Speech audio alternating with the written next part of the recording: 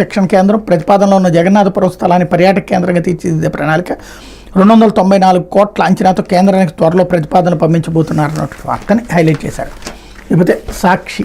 వైఫల్యంతో జంకు బోట్లపై బొంకు అంటూ వరద నియంత్రణ సహాయ చర్యల్లో చేతులెత్తేసిన సీఎం చంద్రబాబు, ఆ నిర్వాకాలను కప్పిపుచ్చేందుకే బోటు రాజకీయం, బ్యారేజ్ ఎండి కొట్టిన బోట్ల యజమాని ఉషాద్రి టీడీపీ వర్గీయుడు, చంద్రబాబు లోకేష్ దేవినేని ఉమాకు అత్యంత సన్నిహితుడు, టీడీపీ హయాంలోనే ఆ బోట్లకు అనుమతి, గెలిచాక విజయోత్సవ ర్యాలీలు, 4 నెలలుగా కృష్ణా బోర్డునే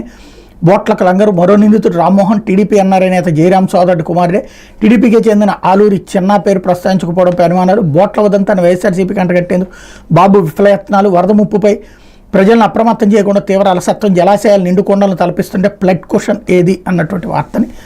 హైలైట్ చేశారు. బోట్ల పేరుతో బాబు డ్రామా, ప్రకాశం బ్యారేజీ నీ కొట్టిన పడవలు టీడీపీ వారు, వాటి వైఎస్ఆర్సీపీకి అంటగట్టడం దారుణం, ఆ నిందమోపు మా పార్టీ నాయకులు వేధిస్తున్నారు, మాజీ మంత్రి అంబటి రాంబాబు ఫైర్, బోట్లు వదలని జాతి ద్రోహం అంటూ